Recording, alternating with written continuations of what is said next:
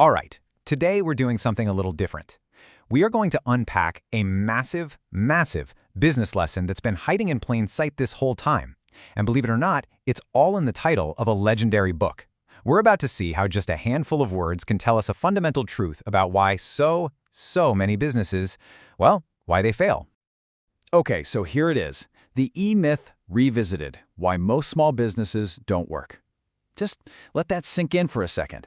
Notice it's not a question, right? It's not, why might they not work? It's a statement, a definitive, almost challenging declaration.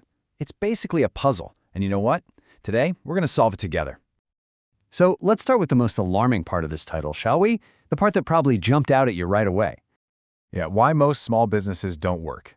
This isn't just a possibility he's throwing out there, it's a diagnosis. And think about it. For anyone who's ever had that dream, the dream of starting your own thing, this sentence just raises the stakes immediately. It's basically saying, hey, there's a predictable reason for failure that most of you are completely missing. And that, of course, brings us right to the core of the title itself. To figure out why these businesses are failing, we first have to understand this myth that apparently sets them on that path from day one. Right? The whole thing, the entire book, hinges on this one big idea.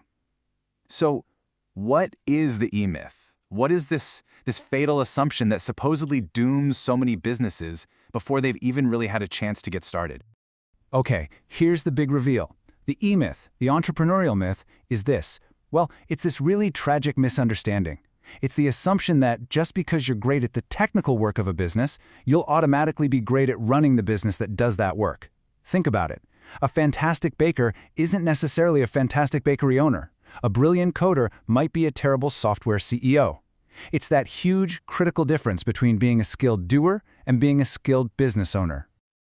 Okay, now let's zoom in on one really important word in that title, revisited. That one little word tells you everything. It tells you that this is not a new problem. Oh no, this is a timeless one. And the relevance of this is it's incredible.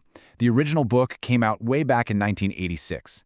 The fact that he had to revisit it almost 10 years later and that it's still a bestseller today proves this isn't some dated concept from the 80s. Nope, it's a persistent, nagging challenge that every single new generation of entrepreneurs has to face.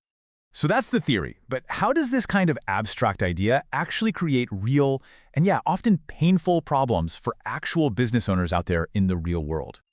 Well, this is where the dream really clashes with reality. The dream of starting your own business. It's all about passion, freedom, being your own boss, right? But the reality, when you're caught in the E-myth, is just exhaustion. It's being completely overwhelmed by management, by marketing, by all the stuff you never signed up for.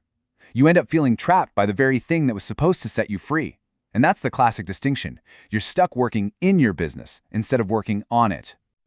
Okay, let's pull all these pieces together. Let's look at the core challenge this title is really throwing down to every single person who wants to start a business. So here's exactly how that fatal assumption, that trap, works in the real world. Step 1. You are an absolutely brilliant graphic designer. Your work is amazing. Step 2. You think, hey, I should start my own design agency. You assume you can run a successful design business. And right there, bam! That's the E-myth trap snapping shut. You've just confused being a great technician with being a great entrepreneur. So if we boil this entire thing down, the whole lesson of this title, into just one sentence, it's this. A great technician is not the same thing as a great entrepreneur. They are two completely different jobs. They require two completely different ways of thinking and a totally different set of skills. And all of this leaves us with one final, absolutely crucial question that every single founder has to ask themselves, and be honest. Are you just building a really stressful job for yourself? Or are you building a real business, a system that is designed to one day thrive, even without you?